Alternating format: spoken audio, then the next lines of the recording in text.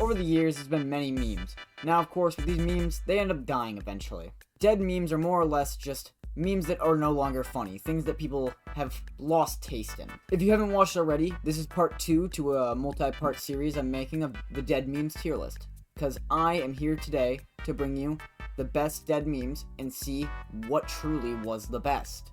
I'm always open to more memes I may do or may do in the future, so feel free to comment or join our Discord and let me know. Starting us off strong is those MLG memes that you used to see back in 2012 and 2011. You know, like, get no-scoped! Or, you know, I'll just play a few clips for you.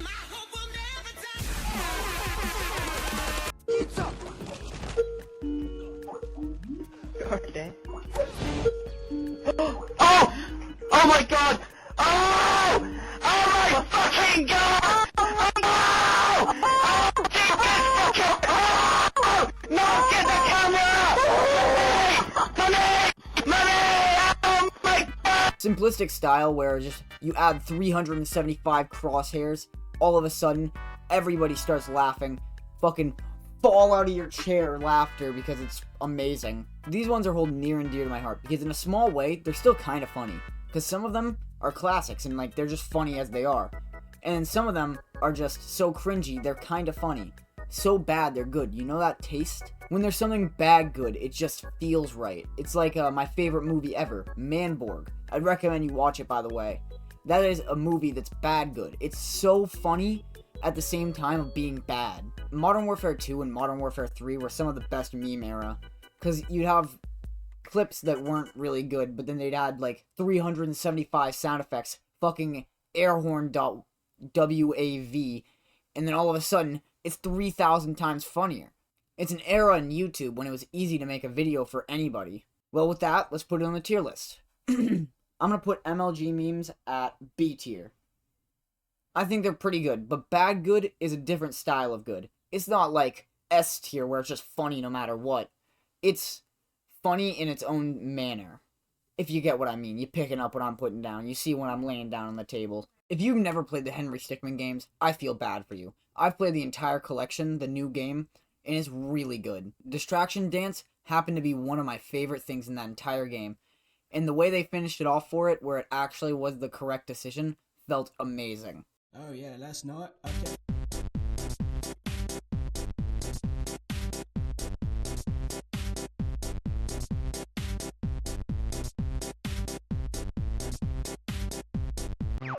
When I look back at the memes of my childhood, I would feel bad for the kids nowadays because they're getting low taper fade, chill guy, Sigma, Riz, Ohio, shit like that that's just not funny. Distraction Dance is something special. It was something incredible to everybody. Even if you didn't play the Henry Stickmin games, at the time you probably watched Markiplier, who did play the Henry Stickmin games, and it was amazing. You'd have to do every wrong decision because it was so funny that you just wanted to do everything wrong because you wanted to see the entire game, what they put in there. Distraction Dance just happened to be one small piece, but it was still one of the best pieces of that game to ever exist. And it'll still get a giggle out of me every single time I see it. So, with that, let's put it on the tier list. I'm gonna put Distraction Dance at A tier. This is a near perfect meme, because it was so funny back in the day, and it's even still a little funny nowadays, where you can get a little chuckle out of it thinking, damn, that's stupid as all hell. Like, basically everything in that game. That entire game in itself is just an entire cornerstone of 2010's gaming industry. It was just truly amazing from start to finish. Good storyline for no reason at all. Funny outcomes, funny everything. It's just W game, my man. Now, of course, you can't go without talking about a few Vine memes. If you were born after 2010, bad luck for you. Because Vine may have been one of the funniest platforms on the internet. Here, I'll just play some of the classics for you. It is Wednesday, my dudes. Stupid. They're not. What's 9 plus 10? 21. You stupid. I'm not just going to do this as one at a time. I'm going to do this as its own category. Vine memes were special. From It's Wednesday, my dudes, to 9 plus 10, to all sorts of shit that was just truly funny to see. And now that I'm talking about it, somebody's going to say, man, I wish Vine would come back. When you really don't, because no creator would want to go on it, because the whole reason it died was because they couldn't advertise on 7-second videos. because to advertise on a 7-second video, you've got to do less than a 7-second ad. So the creators left 2 different platforms because they couldn't make any money from Vine, but they could make money, for instance, from YouTube. Well, I'm going to put Vine memes on the tier list now. I'm going to put this at a solid C tier. They were funny at the time. They've been overused over the years, but they were still funny even 5 years after. Nowadays, I can hear them and it gives me like a flashback to the Korean War, and it's like semi-good and semi-bad, and it's like, man, that was cringe. More recent memes like Stick Bug, I never got, but I understood that it existed. I understood that I was stick bugged at least 200 times during the time period because my friends kept fucking sending it to me. And it's probably one of the most aggravating things when you don't understand a meme and it keeps getting sent to you. For instance, I bought some land in Egypt. And you know what they do with land in Egypt, right? One of my friends kept saying this, and I still don't know what the fuck it means, and I still don't know what the joke even is. I still don't know why it's funny, and it's just... I can understand what a stick bug is. It's a bug that looks like a stick. Big fucking whoop there. Who'da goddamn guessed it? I'm a biased opinion here, and my opinion matters most since I'm making this YouTube video. So I'm gonna put stick bug at D tier, because I didn't get the joke.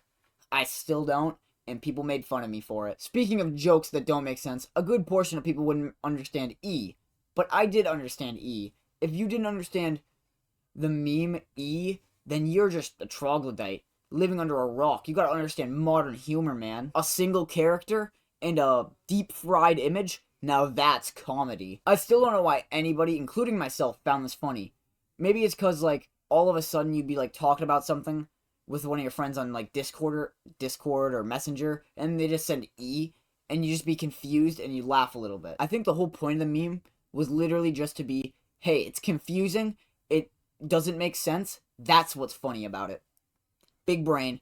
Humongous brain, actually. 275 IQ level shit. Of course, if you haven't seen E, I'm gonna play it for you real quick. E. Now that I've wasted 2.5 seconds of your life, I'm gonna put it on the tier list. I'm gonna put E at F tier.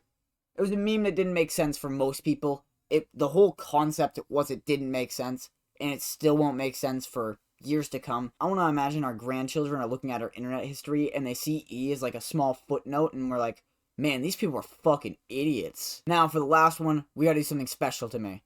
You like jazz? Now the whole B movie in itself can be a meme. I've watched the B movie and it's fucking terrible but also good terrible.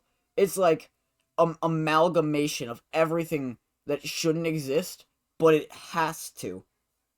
Without its existence, the earth wouldn't have came into place. You Like Jazz was just a tiny portion of it, where You Like Jazz was just a small part of it, where Barry Benson, the best bee on the planet, had ever fucking came into existence and started winning over a girl, where he managed to steal somebody's girl as a bee, and he stole a human. You see, you gotta be living on Barry Benson's level. Gotta have the W Riz gang. Okay, I'm sorry I said that. I do like jazz, Barry. And that's a very terrible pickup line. That's the point of it, though, I feel like. It was so amazing.